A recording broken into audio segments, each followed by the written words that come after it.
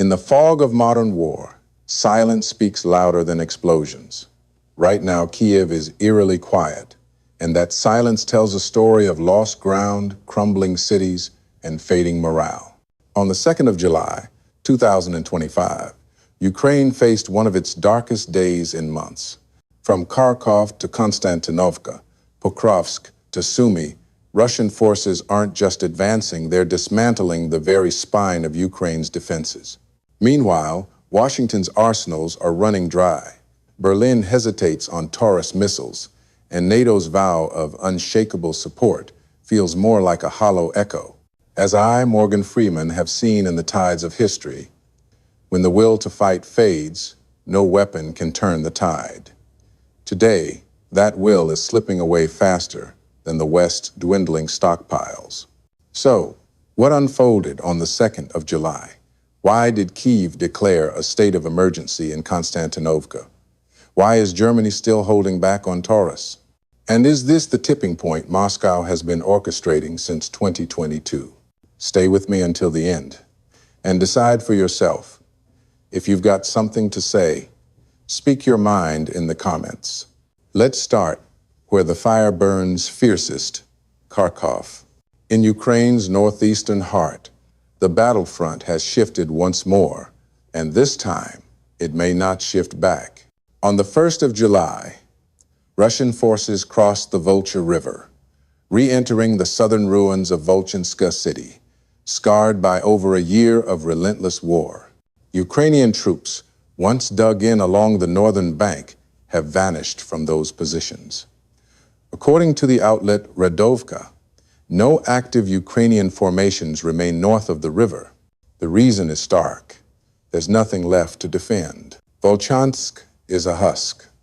Streets like Starochudnogo, once alive with armored patrols, are now ghostly, choked with rubble and silence. This isn't just a tactical shift, it's a defining moment. Volchansk endured brutal combat through the spring and summer of last year, settling into a tense stalemate.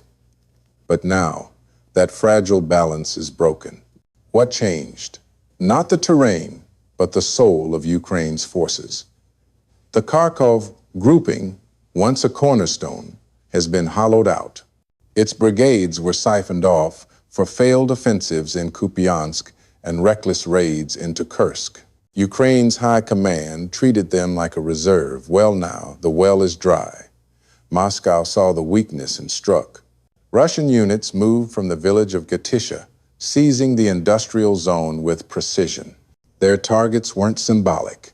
They were vital. Grain elevators, the thermal power station, the bread factory, rail junctions. These aren't just ruins, they're springboards for future offensives. Volchansk may be shattered, but its strategic weight endures. What's different now is not just Russian momentum, but Ukraine's exhaustion. A year ago, Ukraine mounted a fierce defense here, repelling Russian advances. Today, no counteroffensive looms. Ukrainian defenders are outnumbered, outgunned, and overstretched. Telegram footage shows Russian forces consolidating control on the northern bank, dictating the terms of any fight to the south. This is strategic dominanceno, a fleeting headline, but a slow, deliberate chokehold. For Ukraine, Kharkov is no longer just a frontline, it's becoming a liability. But Kharkov isn't the only front faltering. Let's move south to Konstantinovka, where panic has overtaken strategy. On the 2nd of July, Ukrainian authorities made a rare admission. A state of emergency was declared in Konstantinovka. This isn't paperwork. It's a cry for help. Russian troops are closing in from 3 directions, south, west, and east. To the south, they've reached Alexandro Kalinovo, where clashes rage. On the western axis, assault groups have pierced Yablanovka and Poltavka, advancing from Popov Yar.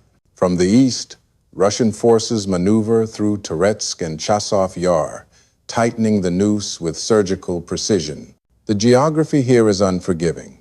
Konstantinovka sits in a lowland, surrounded by elevated positions now held by Moscow, particularly along the Toretsk-Kurdumovka Chasov Yar axis. Russian artillery commands the high ground, while Ukrainian defenders fight uphill, exposed to relentless drone surveillance and shelling. It's a tactical nightmare. Worse, the settlement of Dilyevka has fallen, both its rail sector and nearby village, severing a critical supply line and exposing positions like Andreyevka and the Seversky Donets Canal line. As I, Morgan Freeman, have observed in the stories of nations, you cannot win a war when logistics and terrain have already betrayed you. That wisdom now feels like a diagnosis. Ukraine's units here are fractured, their coordination fraying, their reinforcements spread thin. Even counterattacks from Toretsk have stalled under Russian fire.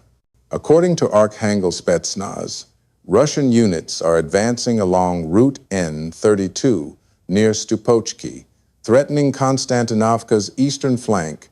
The broader truth? Moscow isn't chasing dramatic breakthroughs, but applying steady, crushing pressure. The kind that breaks defenses not in a day, but through weeks of grinding attrition. Ukraine's general staff can shuffle troops or issue reassurances, but they cannot reshape the hills or outrun an enemy with momentum. The question isn't whether Konstantinovka can hold, but how long it can delay the inevitable. As reports pour in from Chasov Yar and Toretsk, the truth grows undeniable. This isn't a crisis, it's a reckoning. And as Konstantinovka trembles, Pokrovsk is unraveling. In the industrial core of Donetsk, the urban web around Pokrovsk is fraying. By the 1st of July, Russian forces breached Ukrainian lines near Novokonomichny. The name may seem obscure, but its fall opens a corridor into Ukraine's urban heartland. According to AMK mapping, this loss threatens a dense belt of territory. Moscow has also seized Kopcheve, a small but pivotal area along the Kazhenyi-Torets River. On a map, it's minor. On the ground, it's a fulcrum, anchoring Russian operations and cutting deeper into Pokrovsk's eastern defenses. The East Bank is nearly sealed. Ukrainian supply lines and retreat paths are shrinking.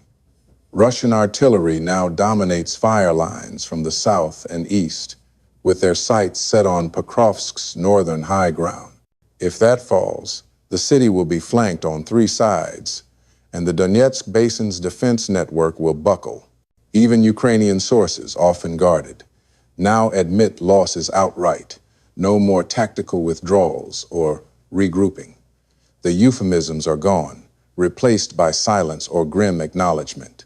Ukrainian lines aren't maneuvering, they're collapsing. War maps tell the story in stark symbols. Yellow arrows mark Ukrainian reinforcements.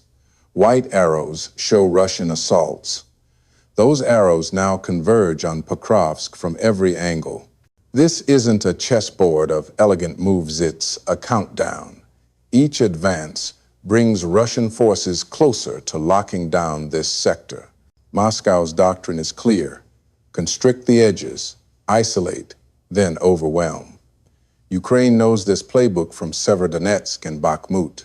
The question is whether Pokrovsk's defenders can defy the pattern, or if they're simply the next to fall. As eastern Ukraine crumbles, northern fronts like Sumy reveal the breadth of Russia's reach.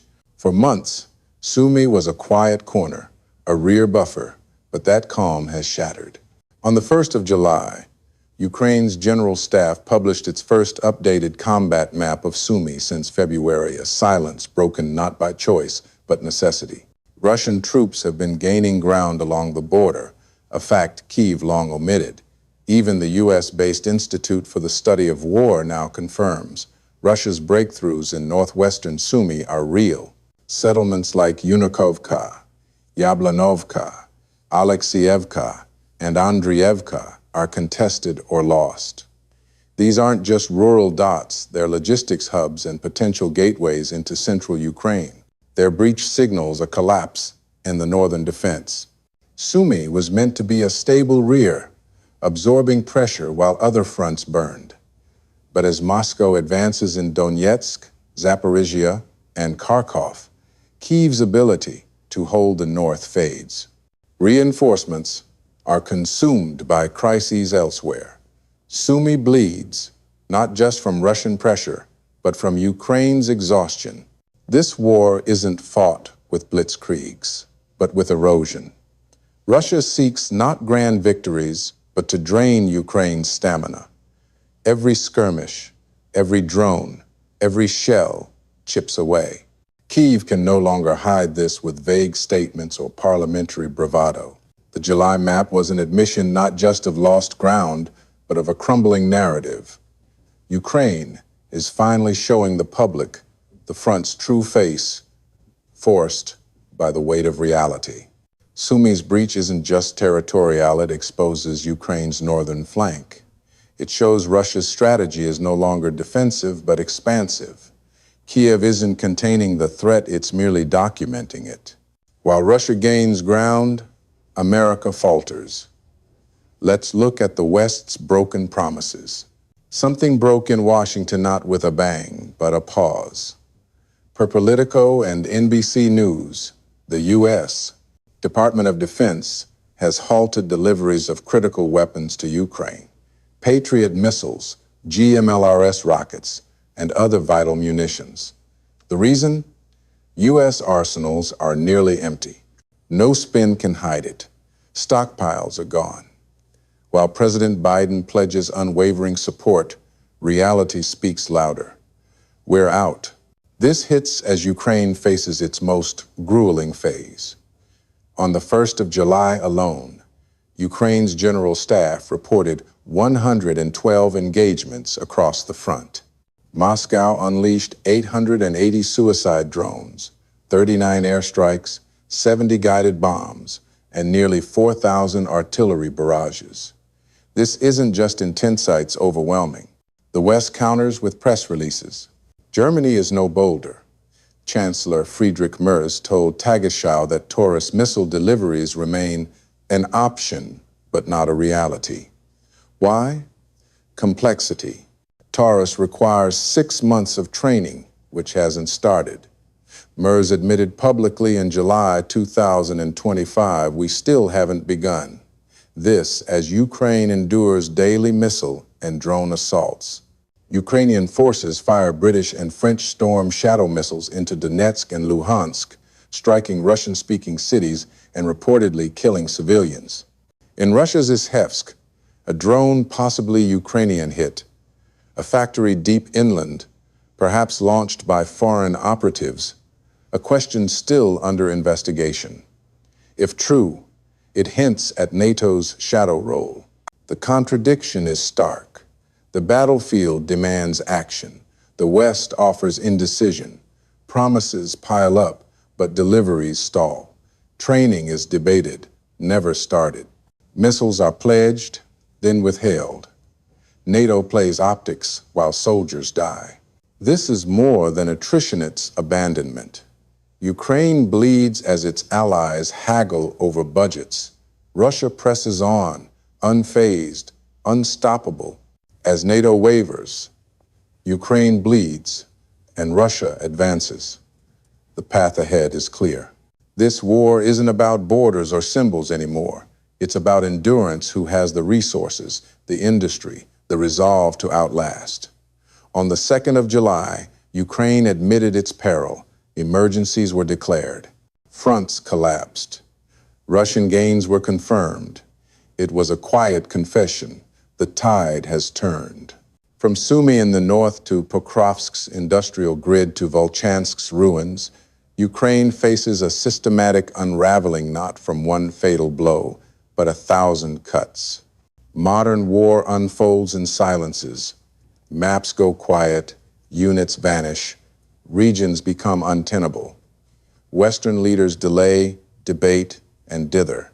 The irony is cruel. After $100 billion in aid and training thousands, the West stumbles on logistics. Washington has no missiles. Berlin can't decide.